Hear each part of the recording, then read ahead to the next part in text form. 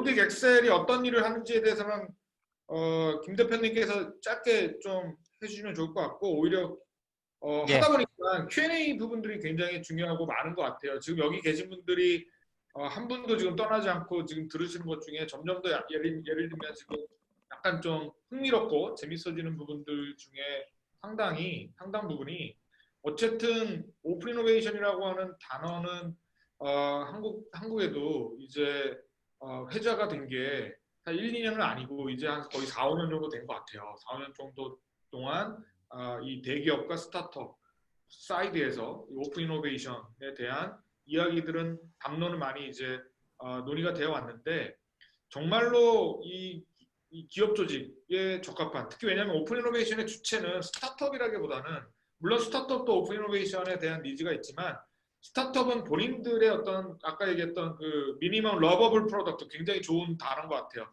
바이어블보다는 정말 고객 지향적인 단어인 것 같습니다. 그래서 고객이 정말로 좋아할 만한 사실 바이어블한 프로덕트가 러버블한 프로덕트겠죠. 근데 스타트업은 그런 이런 MA 미니멈 러버블 프로덕트라고 하는 것들을 MLP라고 얘기하겠네요. MLP라고 한다면 이 MLP를 만드는데 어차피 집중된 조직인데 대기업은 사실은 그런 MLP, 그러니까 미니멈하고 러버블한 프로덕트를 한번 만들어 보기 위해서 스타트업들을 새로운 이노베이션 소스로 끌어들여 가지고 뭔가 협업하려고 하는 주체거든요. 그래서 이 오픈 이노베이션의 주체가 스타트업이 주어라기보다는 사실 대기업이나 정부기관 이런 이제 기존의 레가시 인더스트리 플레이어들이라고 이제 생각할 수 있으면 전통적인 기업이 지금까지 우리가 해왔던 방식 말고 아웃 오브 박스에서 좀 다른 방식으로 미니멈 러버블 프로덕트를 고객 지향적이고 고객 중심적인 어떤 철학을 가지고 한번 접근해 보자라고 하는 게 오픈 이노베이션의 상당히 중요한 어떤 시발점이고 헨리치 헤스브로도 사실 그런 부분들을 얘기를 한 적이 있었습니다. 그런 관점에서 봤을 때 과연 그 핀란드의 문화는 굉장히 스타트업스러운 문화가 저변에 깔려 있는 것 같아요. 기관과 왜냐면 아까 얘기한 대로 대기업의 규정이 500명 정도 수준이면 거의 이제 대기업이라고 인식할 정도로 대기업의 개념도 한국이랑 다르고 그러니까 어떻게 보면 문화 자체가 스타트업 컬처 그리고 스타트업 네이션적인 어떤 문화가 충만하다 보니까 아까 얘기했던 최 이사님이 얘기했던 서비스 디자인 이노베이션 또는 정부 주도의 오픈 이노베이션 정부가 오픈 이노베이션을 주도한다는 것은 사실 한국에서는 생각할 수가 없습니다. 거의. 근데 정부가 비즈니스 플랜들을 중심으로 주도하고 있다는 것 거기에 기업이 참여하고 있다는 것 스타트업이 참여하고 있다는 것 자체가 이 핀란드 자체 아주 독특한 매력이자 문화인 것 같은데 여기 계신 분들은 그래서 so what? 그래서 우리는 어떻게 하면 좋을까가 굉장히 중요한 아젠다인 것 같아요. 그래서 저희가 자연스럽게 그런 측면에서 각자 조금씩 이제 그럼 어떻게 한국 기업 입장에서 한국의 특히 오픈 이노베이션의 주체인 대기업 또는 정부기관이라고 하는 입장에서 주어를 이제 기업의 어떤 매니지먼트를 담당하는 제너럴 매니저 또는 탑 매니지먼트라고 가정을 했을 때 이 대기업들이 오픈 이노베이션을 접근하는 방법에 대한 여러분들의 생각을 한번 간단하게 얘기하고 그리고 나서 노르딕 엑셀이 뭘 도와줄 수 있을 것이냐. 왜냐하면 여기에 핵심이 결국 핀란드에서는 비즈니스 핀란드를 거점으로 잘하면 되잖아요. 근데 저희가 이런 웨비나를 만든 이유는 대기업이 예를 들면 참조할 만한 오픈 이노베이션의 핀란드의 어떤 그런 컬처나 방법론들을 뭔가 적용할 수 있다면 이런 것들이거든요. 그리고 또 하나는 지금 현재 코로나 때문에 어쨌든 못 간단 말이에요. 뭔가 해외 가가지고 핀란드에 가서 그런 혁신 문화도 보고 싶은데 지금 못 보는 상황인데 저희 노르딕 엑셀이 그런 부분에서 비대면으로 뭔가 할 수 있는 방법 그런 것들을 뭔가 한국의 기업들 또는 정부기관들한테 제안할 수 있는 방법들을 자연스럽게 얘기를 하면서 김진석 대표님이 그 노르딕 엑셀이 어떤 것들을 좀 제안하고 싶은지를 간단하게 같이 정리하면서 뭐 발표라기보다는 그렇게 같이 정리를 하면서 좀 마무리를 지었으면 좋을 것 같습니다. 첫 번째는 어떻게 하면 좋을까요? 정말로 핀란드에 대해서는 저희가 이제 어느 정도 정보도 알게 됐고 이해를 하게 됐어요. 제가 보기엔 문화적으로 충분히 지금 여기 계신 분들도 이해가 됐을 것 같아요. 근데 문제는 so what? 그래서 우리가 어떻게 하면 좋을까라고 하는 부분에서 뭐 팁이 있을까요? 먼저 제가 간단히 말씀을 드리자면 아까 질문 네. 중에서도 잠깐 나왔던 것 같아요. 그 우리나라 그 대기업에서 뭐 오픈 이노베이션을 진행하면서 느끼는 문화적인 차이점 그리고 인재 채용에 대한 질문을 해주신 것 같은데 제가 경험한 한 가지 예를 말씀을 드리면 우리나라 우체국에 해당하는 핀란드의 포스티라는 기관이 있습니다. 그렇기 때문에 굉장히 큰 이제 기관이고 국가기관 산업이라고 할 수도 있는 건데 저랑 경영대학원에서 같이 공부했던 친구가 있는데 이 친구는 경력이 계속 스타트업을 해왔던 친구예요. 그 ICT 산업에서. 그렇기 때문에 이제 디지털 트랜스포메이션이라든가 이제 그런 4차 산업 관련된 경험이 많고 지식이 많은 친구인데 이 포스티에서 디지털 트랜스포메이션과 오픈 이노베이션을 진행하면서 내부 인력으로 그 전문가를 찾기 힘든 상황에서 바로 이 친구를 데려다가 부사장급에 앉혔다는 거죠. 그러면 대기업이라 큰 조직의 경험이 하나도 없는 친구가 대기업의 리더십 자리에 올라가지고 과연 그게 조직이 운영이 가능하느냐. 근데 사실은 한 4년째 지금 그 친구가 그걸 진행해오고 있지만 굉장히 많은 변화를 일으켰고 많은 개선을 나타내고 있거든요. 지금도 일을 잘하고 있고. 근데 저는 이제 거기서 놀라운 부분은 그 친구의 능력이 아니라 그런 외부의 그 혁신적인 혁신가들을 내부의 조직으로 받아주고 또 그 사람을 리더십으로 인정을 하고 또 모든 사람이 같이 조직의 변화를 이끌었다는 점이거든요. 근데 아까 말씀하신 것처럼 스타트업들은 일단 규모가 작고 그렇기 때문에 아까 이민우 이사님께서 말씀하신 그런 미니멈 러버블 프로덕이라든가 그런 거에 이제 아주 킨할 수밖에 없는 건데 이 문제는 이제 같이 일할 수 있는 큰 조직 대기업들이 그거를 어떻게 받아들일 수 있는 준비가 되어 있느냐. 그래서 결국은 컬처랑 마인드셋이 사실 어떻게 보면 굉장히 좀 쉬워 보이는 말이긴 하지만 실제적으로 우리가 적용하기에는 너무나 큰 장벽이 결국은 이쪽 부분인 것 같아요. 그래서 저희들도 굉장히 저희들이 포커스하는 부분이 사실 기술적인 거나 프로세스적인 거는 모든 사람들이 뭐 여러 루트를 통해서 알 수 있는 거지만 이 컬처나 마인드셋을 바꾸는 건 너무 힘들거든요. 그래서 저희들이 이런 다른 북유럽이라는 좀 차이는 있지만 다른 사례들을 분석을 해서 이것을 우리나라 기업들에게 이러이러한 사례를 통해서 우리가 이런 식으로 이제 바꿀 수 있습니다라는 거를 전달해드리고 싶은 거죠. 제가 여기 지금 질문이 방금 김인석 대표님이 말씀하신 거에 더해서 질문 중에 하나가 CEO의 리더십 이노베이션이 가능했던 사례는 없나요? 그리고 핀란드도 예를 들어 노키아 스테판 같은 경우는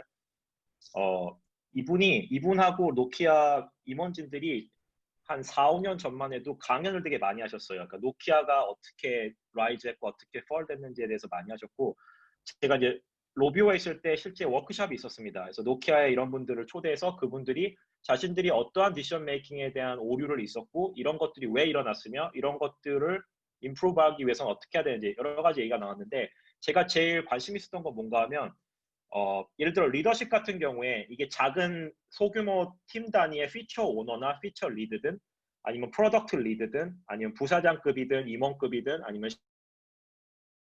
CEO든 각각의 롤에 맞는 디시전 메이킹을 항상 합니다. 이게 한국 회사든 핀란드 회사든. 근데 제가 눈으로 목격하고 제가 직접 경험한 가장 커다란 차이점이 뭐냐면은 이 디시전 메이킹을 할 때 콜라보레이션과 얼라이먼트를 리더십 레벨에서도 한다는 겁니다. 예를 들어 이제 여기서는 VP라고 하죠. 바이스 프레지던트들이 모여서 자기의 부서에 대한 어떤 방향성을 하고 얘기를 할 때 일단 자기의 팀들과 얼라이먼트를 합니다. 팀하고 얘기를 해서 골을 전달해주고 팀이 그 골을 어떻게 어떤 식으로 엑스큐션하고 딜리버리 할지에 대해서 충분히 얼라인을 하고요. 이 결정을 여기 분들은 여기 핀란드 분들은 약간 강박관념 같은 게 있습니다. 얼라인 안 하면 결정을 하면 안 된다라는. 그래서 한 사람이 그래 알았다 이것을 이러이러한 결과로 최종 결정을 하는 게 아니라요. 자신이 당연히 마음으로 이렇게 해야 되니까 내가 책임자니까 결정을 하지만 이걸 항상 얼라인을 합니다. 얼라인을 그 직원들이나 혹은 각 팀원 그 다음에 우리나라로 치면 팀장이라고 해야 되나요? 프로덕트 리드나 프로덕트 오너들과 얼라인을 해가지고 이게 맞는 방향인지를 굉장히 그 모든 사람들의 관점에서 최대한 확인하려고 많은 시간을 씁니다. 그리고 이 과정이 CEO나든지 이그젝티브 레벨의 디시전 메이킹에도 똑같이 적용이 됩니다. 그래서 CEO가 무엇을 결정할 때 당연히 CEO가 최종 결정을 하고 커미트먼트를 하는 사람이지만 이 얼라인먼트는 이미 이사진 혹은 VP끼리의 레벨에서도 이미 결정이 되어가지고 내가 하는 생각이 혹시나 착오는 없는지 이 방향이 앱솔루트하게 맞는 방향인지를 같은 피어들과도 얼라인을 하고 자기 밑에 팀원들과도 얼라인하고 자기 위에 매니저들과도 얼라인하고 이러한 더블 체크를 계속하는 이 크로스 얼라인먼트가 저는 굉장히 좀 새로웠던 경험입니다. 그래서 이 예를 제가 얼마 전에 다녔까지 다녔었던 EA라는 그룹에다가 예를 들면 EA라는 회사는 지극히 미국적인 회사입니다. 지극히 탑다운적인 회사고요. CEO부터 시작해가지고 모든 매니지먼트나 VP들이 자기만의 어떤 사업 에이리어를 가지고 있습니다. 그래서 실적을 잘 내야 되고 그렇기 때문에 자기만의 사람들로 된 팀을 꾸리고 있습니다. 모바일의 실적이 굉장히 안 좋았고요. 그래서 한 2, 3년 전에 그룹 VP가 저희 브랜치를 방문을 했습니다. 그래서 물어봤습니다. 여기는 어떤 식으로 일을 하고 있고 우리가 어떤 식으로 도와주면 되겠냐. 우리의 지금 실적이 이런데 우리는 이렇게 해야 된다. 그래서 이쪽에서 전달한 게 다른 게 아니라 저희가 일하는 하루의 모습을 보여줬고요. 데일리 스크럼을 시작하면서 어떤 식으로 디시전 메이킹하고 어떤 식으로 프로젝트 엑스큐트 하는 걸 보여줬고 그게 중요한 게 아니라 이 그룹 VP가 뭘 가져갔냐 하면 이 사람들한테 내가 그룹의 장으로서 무슨 환경을 만들어줘야 되는지를 정확히 알고 갔습니다. 그래서 어떤 환경을 그 스튜디오마다 다 다르게 만들어줬고요. 이 리더십 이노베이션은 사실 리더십을 하시는 분들의 이노베이션도 중요하지만 이분들의 영향력을 이노베이션하는 게 굉장히 중요하다고 생각합니다. 이분들이 어떤 서컴스턴스를 만들어주는지를 지금 2020년 지금 저희가 오픈 이노베이션, 디지털 트랜스포메이션 얘기하고 있는데 이 환경에 맞게 리더십의 영향력을 이노베이션하는 것이 저는 키포인트라고 생각합니다. 제가 몇 가지 말씀드린 거를 예로 들어서. 네, 좋습니다. 자, 그러면 뭐 자연스럽게 이제 시간이 뭐 한 10분 정도 있어서요. 우리 김진석 대표님, What Nordic X can help 그 주제로 간단하게 한번 이야기를 들어보고 Q&A 간단하게 또 한번 들어보고 마무리 드리도록 하겠습니다. 여기 또 참석자 한 분이 핀란드는 우리나라보다 투자 유치하기 쉬운지 궁금합니다라고 질문을 던져줍니다. 스타트업 쪽에 계신 분인 것 같은데 투자 유치하기가 쉽나요? 투자 유치라고 하는 것은 뭐 항상 어느 나라든 막론하고 어려울 것 같긴 한데 핀란드는 투자 유치의 어떤 환경이 어떤가요? 일단은 말씀하시죠. 말씀드리면 핀란드 같은 경우 뭐 이게 쉽다 어렵다로 이렇게 이분적으로 뭐 말씀을 드릴 그 주제는 아닌 것 같아요. 근데 핀란드 같은 경우에는 몇 가지 이런 크리테리아들이 있습니다. 일단은 투자자들 입장에서는 뭐 VC도 그렇고 엔젤들도 그렇고 투자자 입장에서는 아이디어도 좋은데 일단 팀을 먼저 봅니다. 그래서 이게 좋은 아이디어도 잘못된 팀을 만나면 뭐 산으로 갈 수 있고 대신 나쁜 아이디어도 좋은 팀을 만나면 이제 금으로 바뀔 수 있다. 뭐 이런 거를 이제 믿고 있는데 그래서 팀을 굉장히 중시하고요. 그리고 기본적으로 이제 아까 전에 김진영 대표님께서 뭐 본투비 글로벌이라고 말씀해주셨는데 그래서 이제 스케일러빌리티를 굉장히 중요시합니다. 그래서 기본적으로 뭐 핀란드 550만밖에 안 되고 북유럽 전체를 합쳐서도 대한민국 인구의 절반이 안 돼요. 2,500만이 안 됩니다. 북유럽 전체를 합쳐도. 그래서 기본적으로 비즈니스 모델 자체가 이제 스케일업, 글로벌로 이제 스케일업을 할 수 있는 그런 비즈니스 모델의 이제 투자 유치들이 많이 됩니다. 그래서 뭐 그 정도로 말씀을 드릴 수가 있습니다. 알겠습니다. 네, 김 대표님 이제 잠깐 짧게 진행해 주시죠. 예, 알겠습니다. 그럼 지금부터 저희 노르딕 엑셀에서 한국 기업들과 스타트업을 위해서 어떤 도움을 드릴 수 있는지 제가 간단하게 설명을 드리는 시간을 갖겠습니다. 먼저 저희들 앞서 소개해드린 사례들을 비롯해서 노르딕 엑셀에서는 북유럽 현지의 다양한 혁신 사례와 현지 파트너 기관들과의 그런 협력을 통해서 전문성을 키워오고 있습니다. 네, 이런 혁신 방법론에 대한 전문성을 바탕으로 저희가 우리나라 기업들에게 오픈 이노베이션, 또 디지털 트랜스포메이션, 또 애자일 프로세스에 대한 다양한 프로그램을 제공해드리고 있고요. 또 한국의 민간 또는 정부의 스타트업 지원기관들을 위한 북유럽 현지 스타트업 부스팅 프로그램이 있습니다. 뭐 이 프로그램의 특징이라면 단순히 이 현지에 와서 이렇게 견학식으로 하고 가시는 그런 게 아니라 북유럽 스타트업 생태계의 일원으로서 다른 스타트업들과 적극적으로 교류하고 또 저희 자체 프로그램과 더불어 핀란드에 있는 현지 스타트업 지원기관이 다양한 프로그램에 직접 참여하심으로써 북유럽 스타트업과 혁신 문화를 직접 체험하고 배울 수 있는 그런 기회를 드리고요. 또 인적 네트워크를 만들 수 있는 기회를 드리고 있습니다. 그리고 마지막으로 북유럽 스타트업들과 오픈 이노베이션을 원하는 대기업들을 위한 노르딕 오픈 이노베이션 허브 프로그램도 있습니다. 이 프로그램을 통해서 우리나라 대기업들이 북유럽의 혁신적인 스타트업들과 협업을 할 수 있는 기회를 제공하고요. 또 북유럽 현지 스타트업들에게는 한국 시장으로 진출할 수 있는 기회, 그리고 투자 유치의 기회를 제공하게 될 것입니다. 사실 지금 일본과 중국 기업들은 이미 되게 활발하게 지금 북유럽 스타트업들과 협업을 진행하고 있거든요. 투자도 많이 하고 그렇게 하고 있는데, 사실 한국에서는 아직 우리나라 대기업들과 북유럽 스타트업들과의 협업은 아직 굉장히 미미한 상황이기 때문에 이 분야에서 한국 기업들의 참여를 저희가 좀 독려를 하고 적극적으로 도울 생각입니다. 네, 그리고 오늘 말씀드린 내용을 간단히 정리를 해드리면, 우선 개방된 문화와 혁신의 다양한 주체들 간의 긴밀한 협업 시스템이 결국 북유럽 혁신의 매우 중요한 요소라는 점인데요. 이게 아시아 문화권에서 지금 말씀드린 것처럼 좀 어려운 부분이 아닐까 생각을 합니다. 저도 한국에서 일을 했었지만 개방성보다는 어떻게 보면 약간 정보 보안이라든가 아니면 내부 역량을 키우는 데 집중하는 그런 회사 문화였기 때문에 좀 그런 어려움이 있지만, 물론 이런 부분도 중요합니다. 이런 부분도 물론 되게 중요한 부분이고, 하지만 이제 4차 산업 시대에 우리가 접어들면서는 좀 더 개방된 기업 문화, 그리고 경제의 다양한 주체들과의 협업이 아주 중요성을 갖기 때문에 이런 부분에 대해서도 다시 한번 생각해 볼 필요가 있다고 생각을 하고요. 그리고 여기 모두 소개되지는 않았지만 북유럽 방식의 그 오픈 이노베이션으로 성공을 거둔 다양한 검증된 사례들이 있습니다. 물론 이제 기업의 문화, 업종, 사이즈 등 여러 요소에 따라서 오픈 이노베이션의 성공 방식도 다양하겠지만요.